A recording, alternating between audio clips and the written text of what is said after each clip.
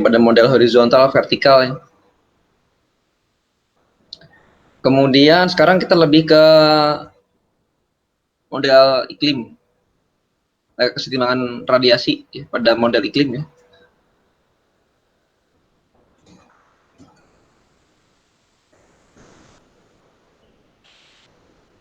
Jadi kesetimbangan antara atmosfer dan permukaan ya.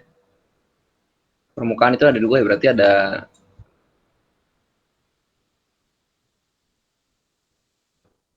darat, kemudian juga ada lautan ya. Kemudian pertama adalah atmosfer dan lautan.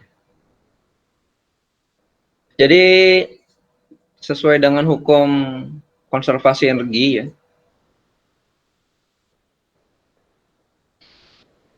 rata-rata zonal ya, dari energi yang tersimpan per unit area itu ya di atmosfer.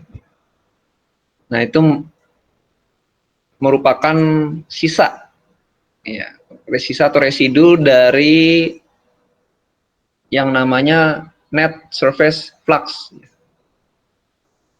Jadi yang tersimpan di atmosfer itu adalah yang diterima permukaan dan yang dikeluarkan permukaan. Residunya itu ya.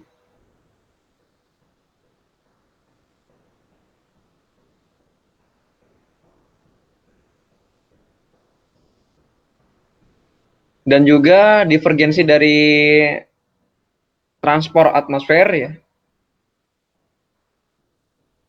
oleh FA ya dinyatakan dalam SA sama dengan F apa namanya ini kemarin ya, huruf ini apa namanya ya, bukan U ini apa ya, lupa sih namanya. Nah huruf Yunani ya, yang kayak U itu apa ya,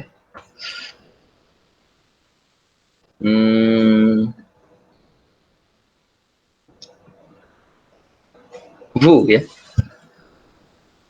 Jadi FU ya, ditambah dengan F0 kemudian dikurang dengan FA dikurang dengan F pada ketinggian tak hingga ya, atau ini adalah flux di top of the atmosphere ya. Jadi FU ini ya adalah surface vertical flux. Jadi flux vertikal dari permukaan ya.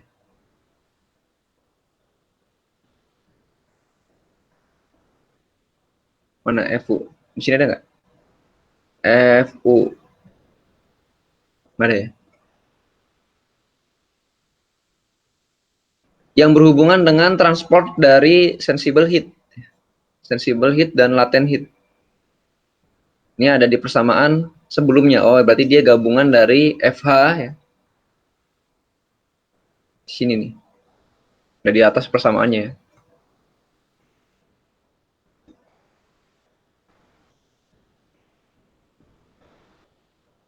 Jauh banget ya. Di atasnya lagi nih. Kemarin ada kemarin ya. Apa di sini ya? Wah, jauh sekali ya. Nanti ada kali di bawah kali ya.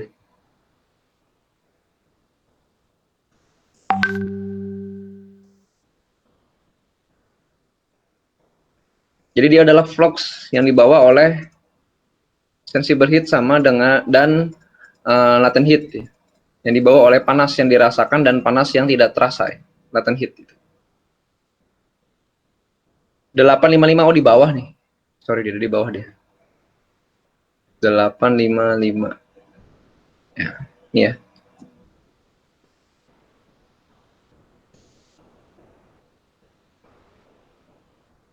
Oke, jadi ini adalah vertical transport energy ya, dari surface ke atmosfer.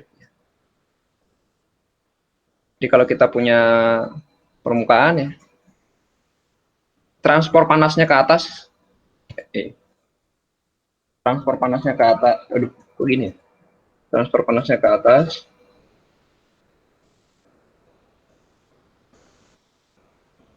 itu adalah FU ya, sama dengan LFE ditambah dengan FH.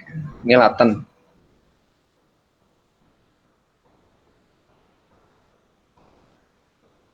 Kemudian sorry, itu adalah latennya yang E ya. Ini sensible. Ini adalah latent heat. Latent heat asalnya dari evaporasi. Jadi evaporasi itu kan dia akan menguapkan energi ya. Membawa energi. Jadi energinya dilepas ke atmosfer ya.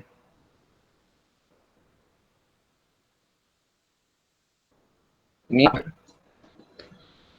selain yang laten juga yang heat sensible ya. Melalui apa sensible heat? Ya melalui yang namanya radiasi dan konveksi ya. Jadi ada pemanasan molekul ya, dia ke atas gitu ya. Jadi arahnya ke atas ya.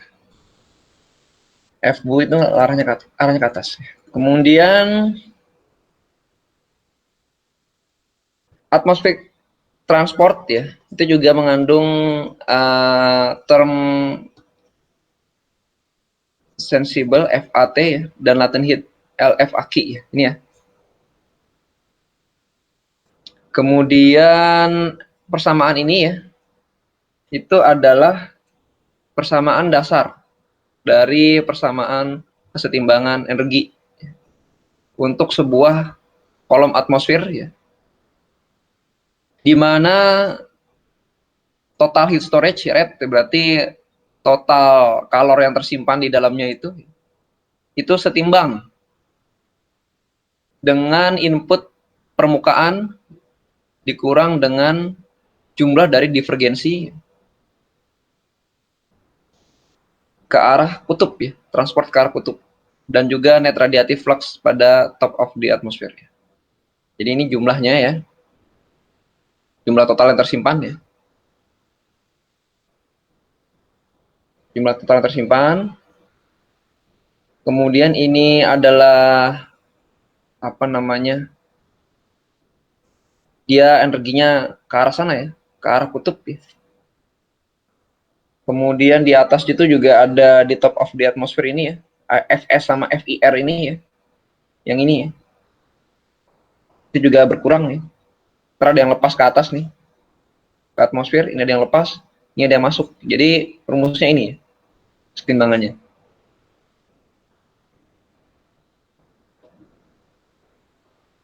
Oke, kemudian ya, jadi net radiative flux itu adalah perbedaan atau ya difference ya, antara yang diserap, antara apa namanya solar flux yang diserap ya, Fs, dan juga IR, flux IR.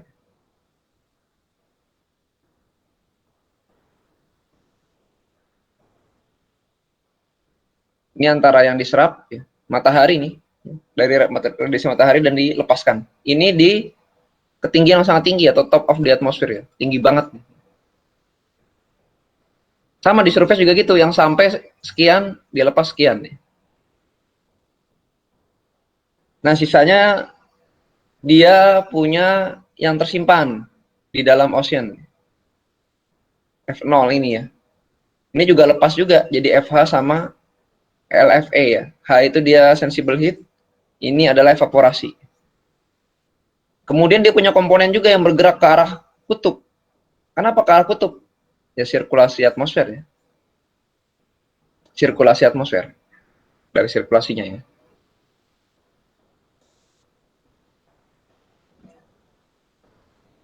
Oke ya. Jadi ini perlu ditulis ya. Sama dengan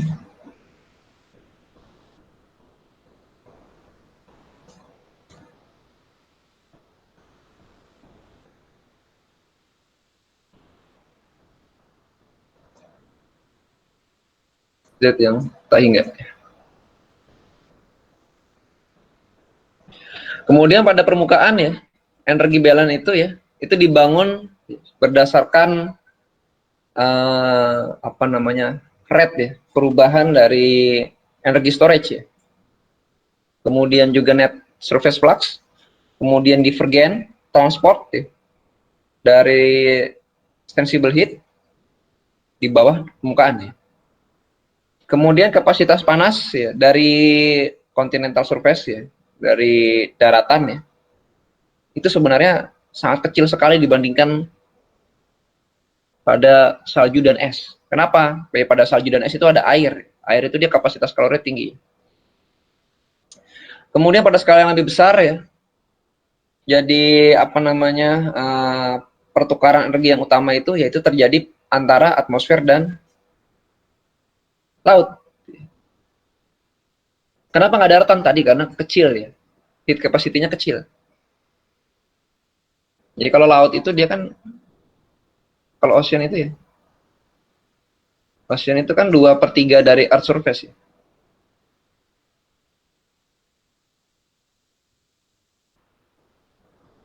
Kemudian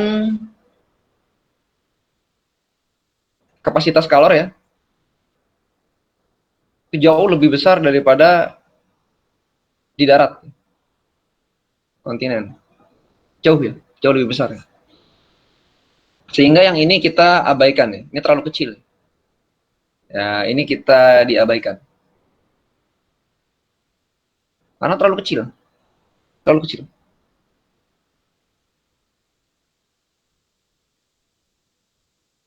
Ya sehingga zonal min, perubahan rata-rata zonal energi yang tersimpan per unit area dari lautan itu ya, itu ditulis ke dalam ini ya.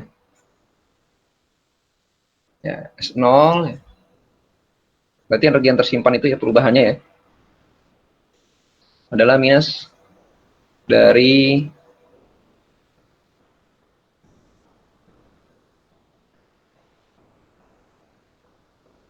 kenapa minus ya, ini kan arahnya meninggalkan ya. Jadi ini meninggalkan ocean ya. Meninggalkan ocean. Ini kenapa minus juga ya? Ini juga iya. Dia meninggalkan laut ya. Jadi term yang pertama ya, yang pertama yang ini ya, itu adalah net surface flux ya, di antara radiatif dan turbulent flux. Kemudian F0 itu adalah divergensi dari transport sensible heat. Kemudian zonal mean rate energy storage per unit area ya di atmosfer ya, itu berubah-ubah dengan musim antara 10 sampai 20 watt per meter persegi. Tapi kalau rata-rata tahunannya nol. Kenapa nol? Ya karena saat musim dingin dia hilang ya, nggak bisa nyimpan energi ya. Saat musim panas saja nyimpannya ya. Jadi apa ya? Jadi seimbang lah. Kemudian untuk lautan ya, itu sangat besar ya, 100 watt per meter ya, sangat besar sekali atmosfer dan laut. Kenapa? Karena kapasitas kalornya besar juga dia ya, lebih besar dari atmosfer juga ya. Kemudian divergensi dari atmospheric transport ya antara sensible dan latent heat ya, itu ditunjukkan 818A. Ini apa? 818 bawah. Ya ini. Kalau ini adalah radiasi dari matahari ya. Kemudian yang diambil oleh ocean kayak gini ya, berdasarkan lintang. Kemudian sensible heat, kemudian latent heat, kecil sekali latent heat. Variasinya berdasarkan lintang.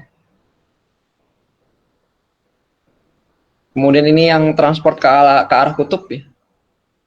Transport ke arah kutub. Yang paling banyak terjadi di apa namanya daerah bintang 30 ya. Bintang sedang ini, menengah. Banyak banget kuat transportnya. Kalau di ekuator sedikit. Makin lama makin kuat ya.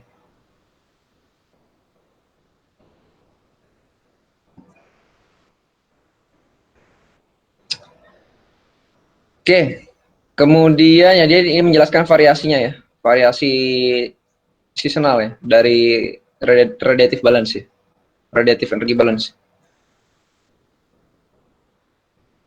Kemudian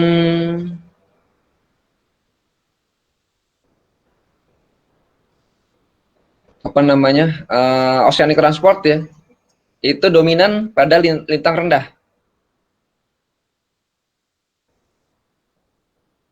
Kemudian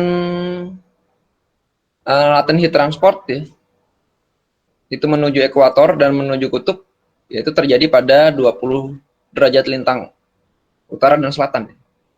Latent heat ya. Jadi di daerah 20 derajat lintang utara selatan ini ya, jadi di daerah 20 derajat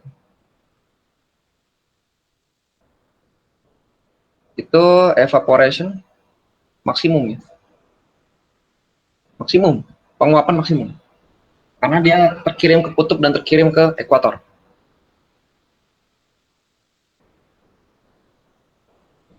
Kenapa bisa terkirim ke kutub, terkirim ke ekuator ya? Kalian ingat aja lah sirkulasi Hadley itu ya.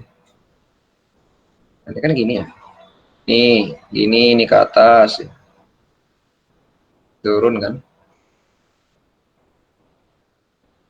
Turunnya kira-kira di 20 ya. Ini turun. Ya ini ke sini.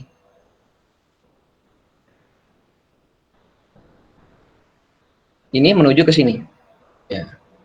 Satu ke sini, satu ke sini.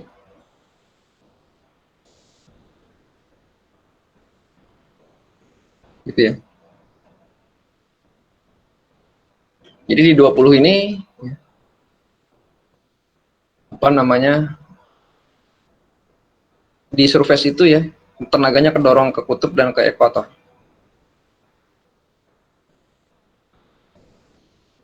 Transportnya ya. Oke, kemudian total atmospheric transport of energy ya, itu sangat penting ya di lintang sedang dan lintang tinggi ya. Kenapa sangat penting? Karena dia punya variasi musiman. Dia punya musim. Kalau di tropis ya nggak terlalu penting. Konstan, hampir konstan sepanjang tahun ya, nggak berubah. Ya itu aja ya. Kalau makin jauh ya makin makin penting dia perubahannya itu. Cuacanya berubahnya juga besar sekali perubahan cuacanya. Kemudian surface energy budget ya. Jadi kesetimbangan energi di permukaan ya. Ya, jadi net surface flux ya yang didefinisikan di 851 tadi ya. Antara vertical flux dan net radiative flux ya. Yang dapat dibagi menjadi radiasi matahari dan yang ini short wave, yang ini long wave ya.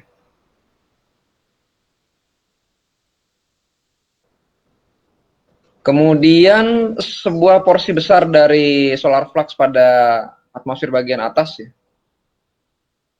itu ditransmisikan melewati atmosfer yang clear ya. Artinya kalau cuacanya cerah, ya radiasinya banyak dikirim dari atas ke bawah ya. Ditembuskan ya, diteruskan. Sebagaimana gambar 39 di sebelum-sebelumnya ya. Kemudian sebaliknya pada kondisi berawan, solar flux itu ya, itu sangat bergantung pada sudut zenit ya. Dan cloud optical depth ya, kekeruhan dari awannya itu ya. Sangat tergantung pada itu ya. Zenit itu maksudnya adalah tegak lurus apa enggak gitu ya. Maksudnya gitu. Ya jadi bergantung pada awan ya, yang bergantung pada jenis awan. Awannya itu cair kah, apa es, apa dia campuran gitu. Dan apa namanya distribusi dari ukuran partikel-partikelnya, apa kecil apa besar ya.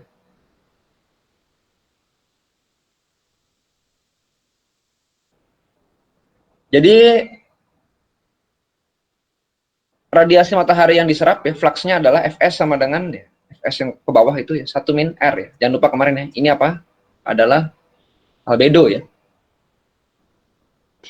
Ya. Jadi net infrared flux ya pada permukaan itu adalah perbedaan antara flux yang arahnya ke atas ya, yang dipancarkan, dan yang ke bawah dari atmosfer. Kalau ini surface, FIR-nya itu ya, itu yang minus yang keluar ya. minus yang keluar itu dia ya katakanlah sebagai suhu ya. Ya, IR juga sih. Ini yang masuk. Ini dari atmosfer ya. Itu dengan kata lain, FIR sama dengan ya ini apa? Ini adalah apa nih? Suhu ya.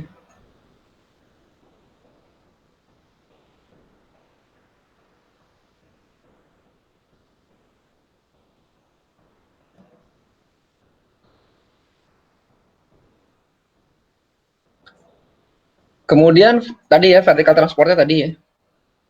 L itu adalah koefisien latent heat dari penguapan. Udah lengkap ya.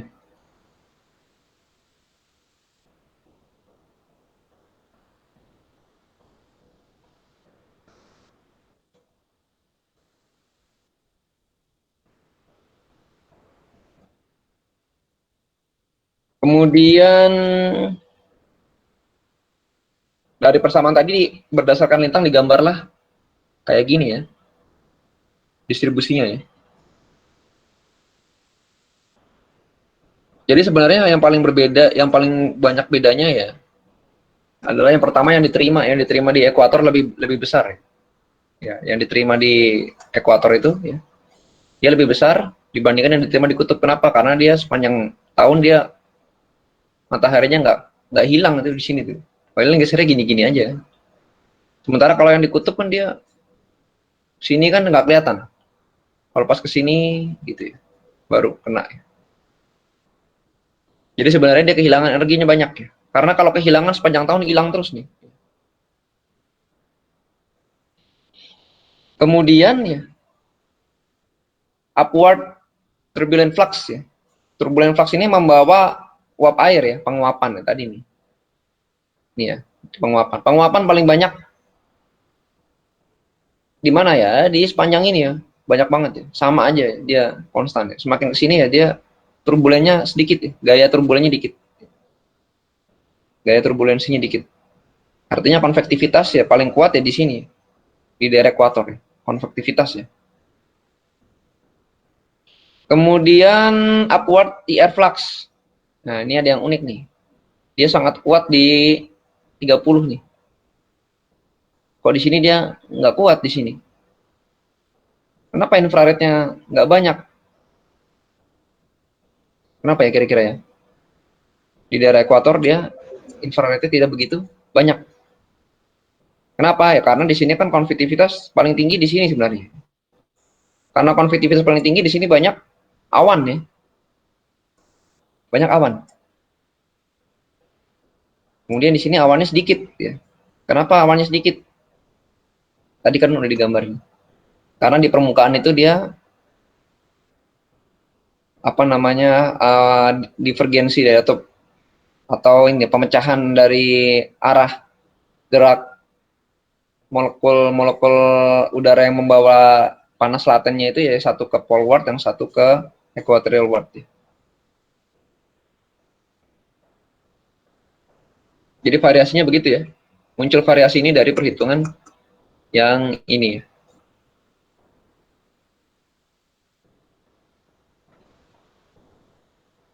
Ya kalau diturunkan sih rumusnya jadi ini ya.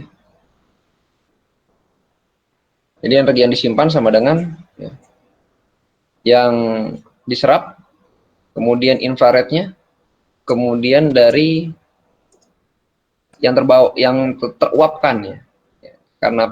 Karena uap dan karena sensible heat.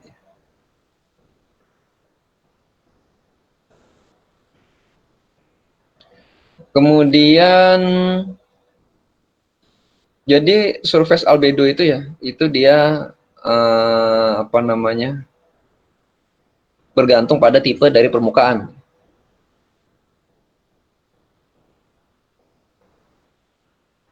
Jadi kalau pada air ya, itu albedonya itu 6 sampai 9% kecil.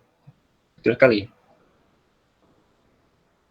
Tapi kalau salju ya, es ya, itu dia 40% ke atas ya.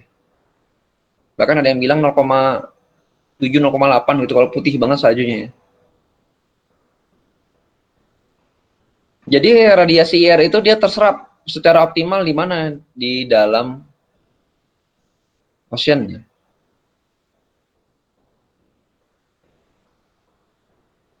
Kemudian apa lagi ya?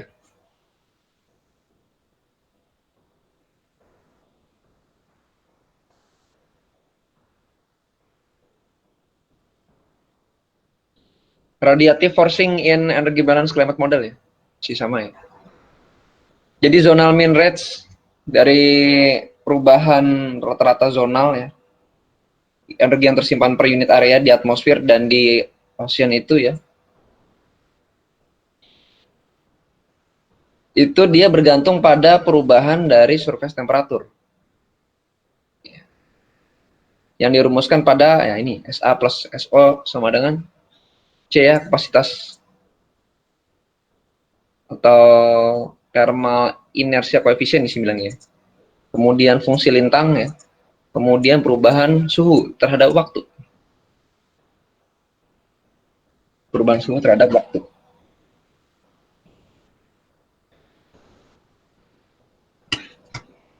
Jadi kalau kita mengeliminasi net surface flux ya, dari persamaan 851 dan 852 di atas ini.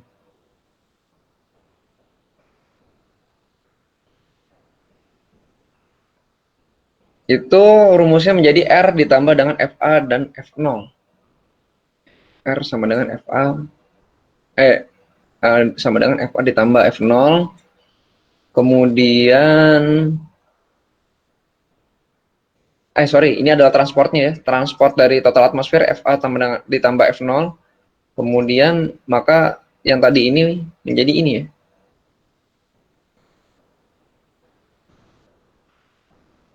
Ya, jadi perubahan energinya itu sama dengan min dari Fs dikurang dengan radiasi infrarednya ya, ditambah dengan transport. Ini sebenarnya gambarnya sama aja kayak yang tadi di atas itu ya. Dia cuma ditambahin rumus ini aja ya. Menghitung laju perubahan terhadap waktunya ya. Dan fungsi lintang. Jadi ini adalah persamaan dasar ya untuk energi balance satu dimensi pada climate model ya. Persamaan dasarnya. Yang menghasilkan temperatur. Temperatur ya.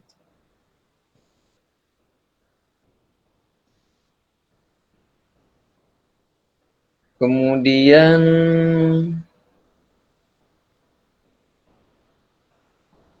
linear heating ini nggak usah nih.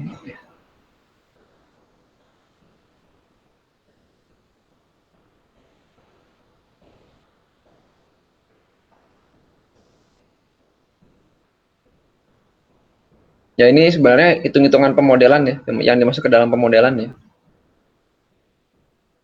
Nah nanti dia kalau dimasukkan ke dalam pemodelan itu outputnya adalah ini ya. Perubahan latitude ya. Perubahan lintang terhadap temperatur tadi ya. Ini adalah laju dari perubahan energinya ya. Laju perubahan energinya.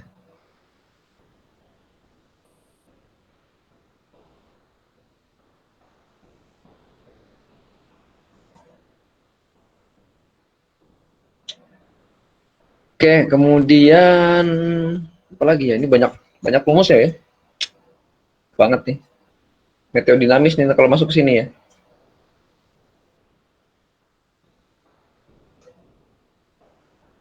Ini terlalu banyak kuantifikasinya, kita ambil poin-poinnya aja ya. Ini kalau yang tertarik boleh baca sendiri ya. Saya juga puyeng juga nih bacanya nih. Kemudian apa lagi ya?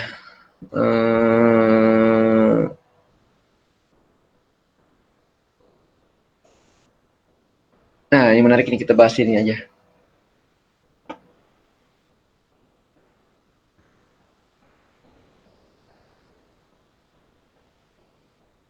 Jadi perubahan energi radiasi matahari ya, itu ada beberapa faktor eksternal. Kenapa radiasi matahari itu berubah-ubah? sejak zaman es dulu ya. Sekitar 16.000 tahun lalu ya.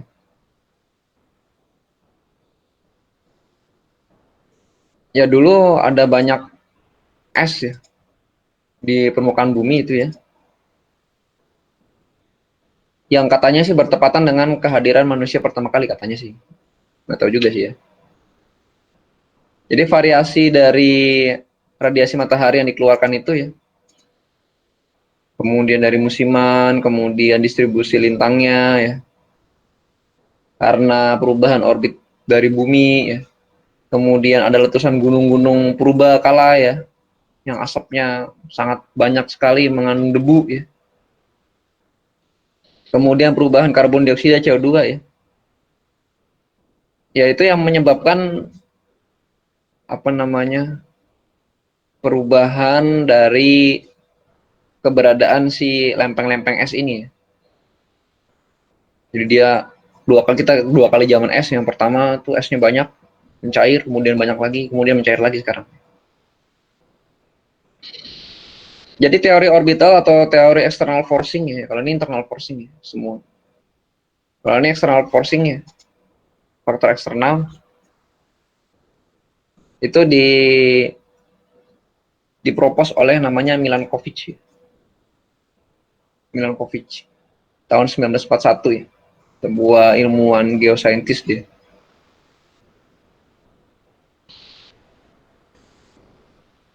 Ya dia poin-poinnya ada yang namanya perubahan variasi dari eccentricity, kemudian obliquity, kemudian presisi.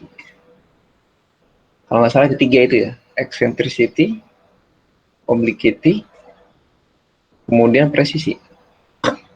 Ini mesti dicatat ya. Biasanya sih orang bilangnya sih Milankovitch teori ya. Milankovitch teori paling gampang.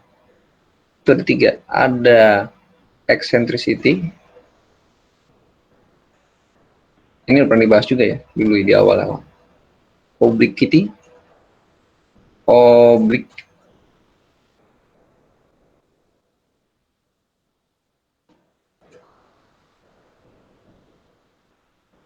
dan presisi.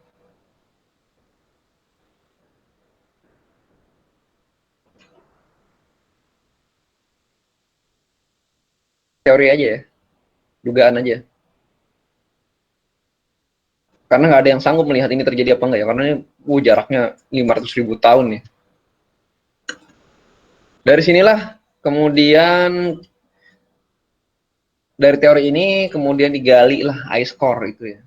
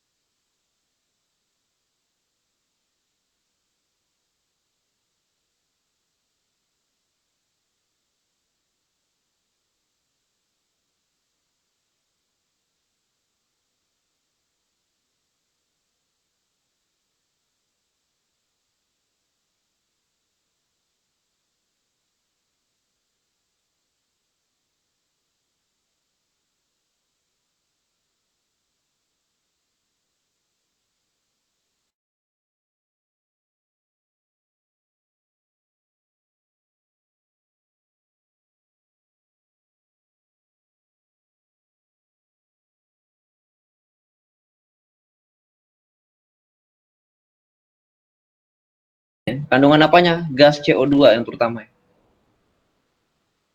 CO2 terjebak di sini ya. Ada terjebak di sini dia.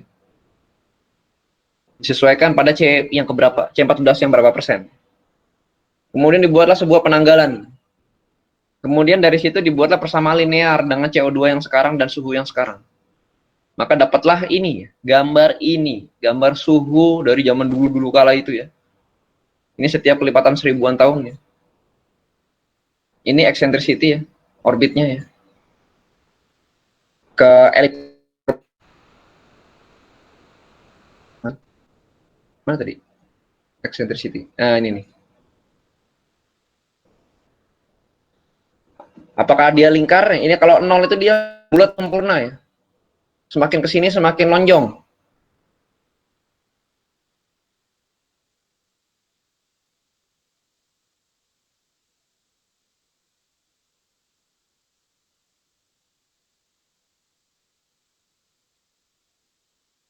Jadi variasi eccentricity ya. Kemudian surface temperatur 500.000 tahun.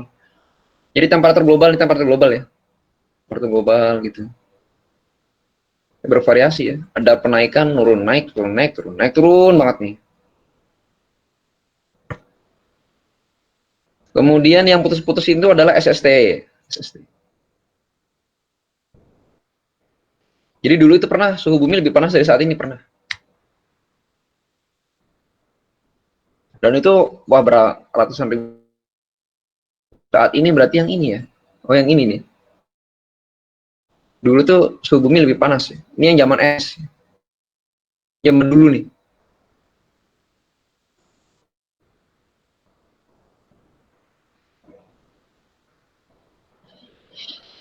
Ya jadi variasi itulah ya, karena external forcing ya. Ya dia tidak termasuk dalam climate model karena nggak mungkin kita mau modelin 1000 tahun ya, orang kita bikin RCP 100 tahun itu aja susah ya. Jadi ini tidak ada di climate model ya. External faktor apa namanya presisi itu nggak ada itu ya. Variasinya sangat sangat lama ya, ratusan ribu tahun ya. Nggak ada yang sanggup membuktikannya, itu susah ya.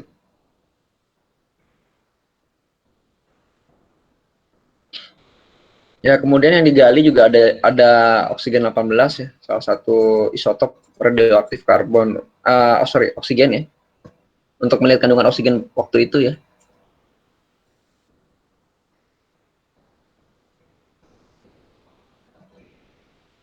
Ya, tapi ini menarik ya, paleoklimat. Biasanya banyak ahlinya tuh. Untuk melihat CO2, variasi CO2 di tahun-tahun dulu itu gimana sih gitu.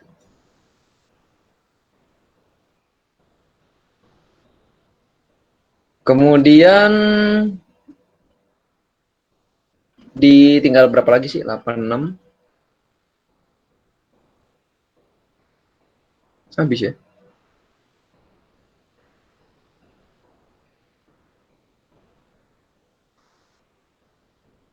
Terakhir 86 ya.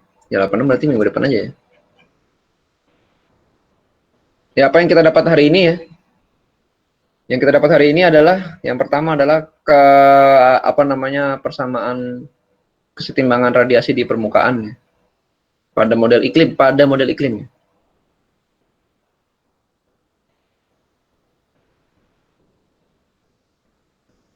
Pada model iklim ya.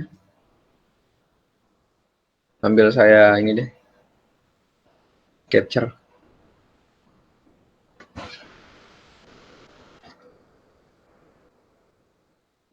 Kemudian ya rumusnya yang ini 851 ini ya. Ya.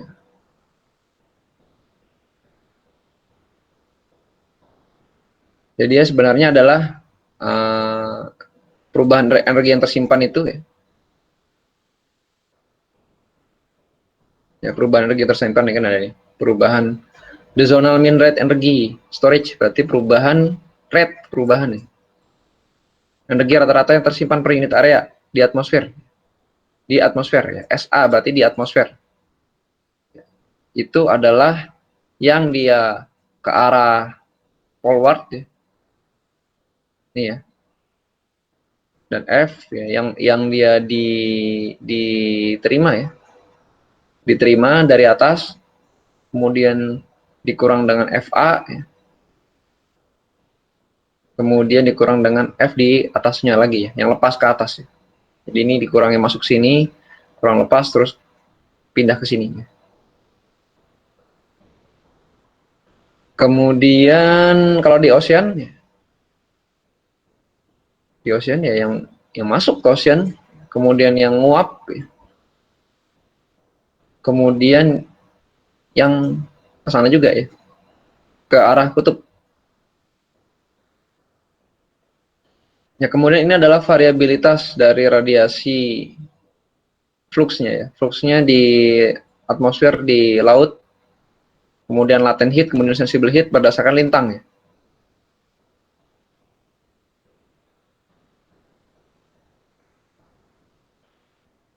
Kemudian surface energy budget ya, atau kesetimbangan energi di permukaan. Ya sekali lagi yang diserap di atmosfer itu adalah hasil dari pengalian antara satu dikurang dengan albedonya ya. Jadi kalau albedonya makin rendah yang diserap makin banyak. Kalau albedonya makin kalau albedonya makin rendah, ya benar diserap makin banyak. Kalau albedonya makin tinggi, yang diserap sedikit.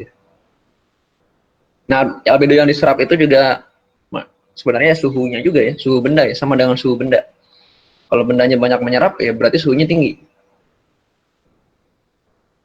Dan kesetimbangannya ada di sini nih. Ini ada faktor radiasi yang datang, kalikan dengan 1 kurang albedo ya. Kemudian suhu benda, kemudian ditambah dengan radiasi infrared yang diserap permukaan ya. Kemudian ini adalah evaporasi ya.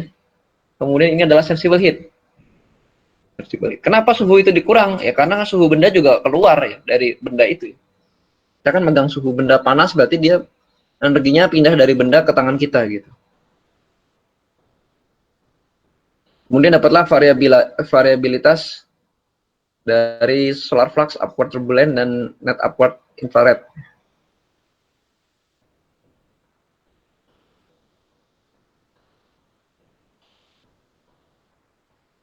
Kemudian yang terakhir adalah perubahan dari variabilitas matahari ya. Ya ini terkenal adalah Milankovitch teori ya. Ada 3 tuh, ada eccentricity, obliquity, sama precision ya.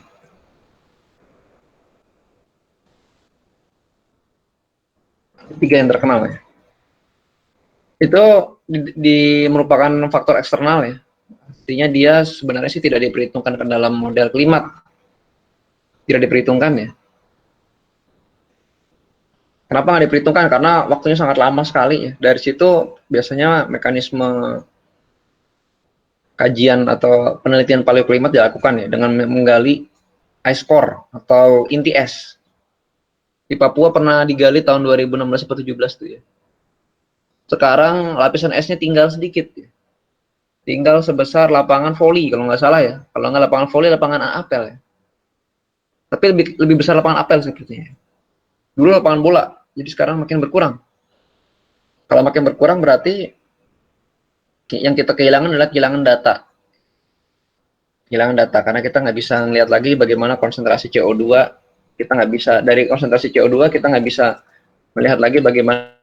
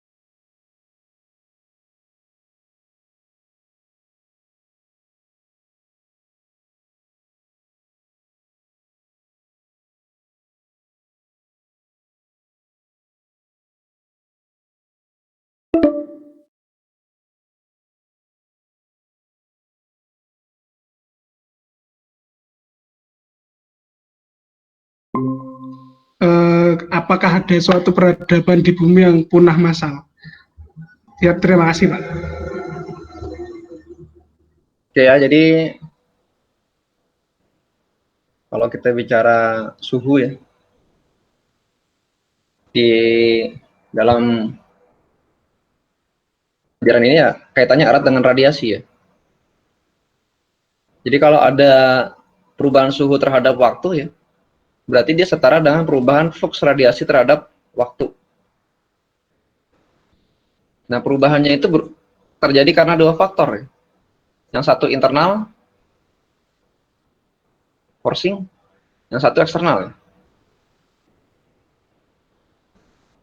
Eksternal ini sangat lama dia, sangat lama. Ya ini Milankovitch teori ya, masuk ke Milankovitch teori. Internal itu apa? Internal berarti dia bisa aja karena perubahan permukaan. Perubahan permukaan itu implikasinya kepada perubahan albedo ya. Kemudian apalagi antropogenik, ya ulah manusia ya menghasilkan greenhouse gases ya.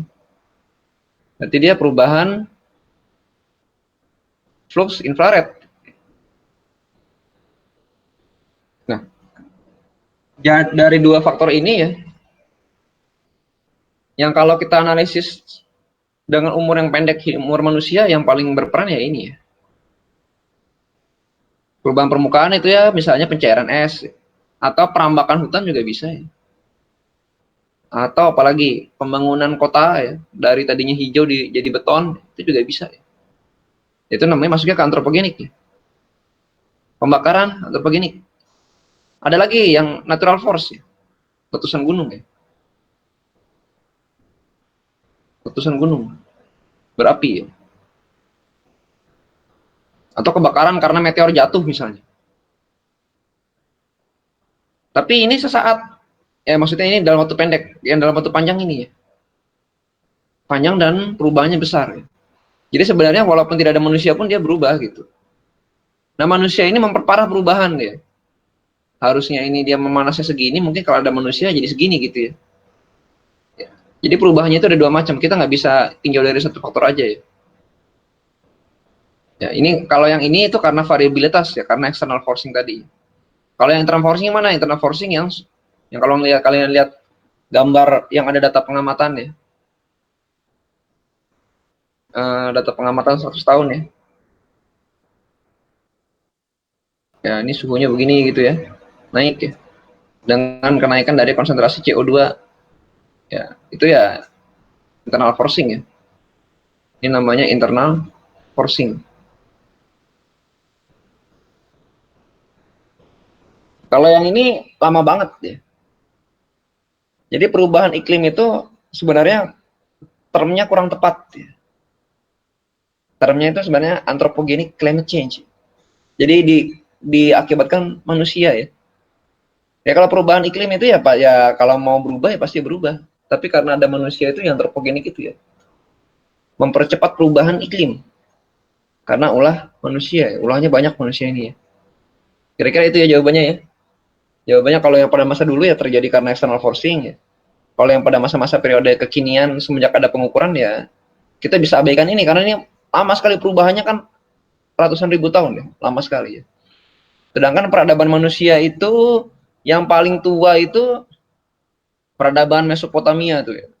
Itu ya kira-kira 6.000 tahun, 5.000 tahun sebelum Masehi ya, yang terrecord ya. 5.000 nih kalau ditarik garis 5.000 ini kan 100 nih. Berarti kan ini kan 1.000 ya. 5.000 ya segini berarti. Kecil banget ya. Itu banget ya. Kita tetap aja nggak bisa melihat nih. Dari garis ini segini paling 5.000 nih. Kecil banget ya. Kira-kira itu ya jawabannya ya. Ada lagi? Terima kasih, Pak.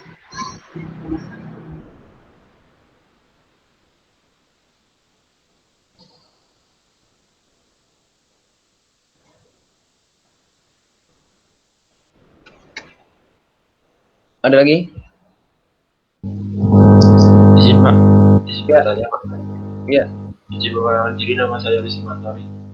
Izin bertanya untuk yang pengambilan sampel CO2 tadi, apakah hanya bisa dilakukan di bawah lapisan es atau ada kriteria tertentu untuk tempat-tempat yang bisa dicari sampel CO2-nya Pak? Terima kasih. Jadi kalau yang ini ya ada dua ya. Yang paling populer es ya. Yang kedua sebenarnya sampel tanah. Ya. Sampel tanah. Tanah ini tipikalnya adalah tanah rawa biasanya yang diambil tuh. Nah, tanah yang agak lembek itu ya. Tanah rawa. Kenapa tanah rawa? Karena di situ tuh kandungan karbonnya banyak. Rawa kan bekas tumbuhan ya, mati gitu ya. Kalau tanah-tanah kering di gurun nggak bisa ya. Susah. Jadi ada dua. Ada yang dia tanahnya, ada yang dia es, ada yang tanah rawa. Cuman yang tanah rawa ini saya sendiri belum pernah. Pak Amir yang udah pernah tuh ya. Dia udah pernah dia. Waktu di Liverpool dia cerita ke saya tuh dia ngambil sampel tanah, kemudian dia teliti di lab. Bisa ya, tanah rawa tapi. Nah kalau di Indonesia alat ukurnya yang saya belum tahu mau ngukur di mana ya, karena ini kan zat radioaktif ya. Mengukurnya juga harus pakai zat radioaktif juga ya. Kita kayaknya nggak bisa ya, ini terlalu berbahaya juga sih kalau sampai bocor itu ya. Kalau ada yang ceroboh di lab berbahaya ya. Kira-kira itu ya, ada dua ya. Tapi yang paling populer ya es. Es paling populer. Kenapa? Ya, kenapa paling populer? Karena dia cenderung lebih stabil hasilnya ya. Kira-kira itu sih. Ada lagi? Ada lagi? Nggak ada? Oke, kalau nggak ada nanti kita mulai di jam-jam 9 ya, kalau boleh ya. Kita mulai di jam 9. Oke. Siapa? Betul.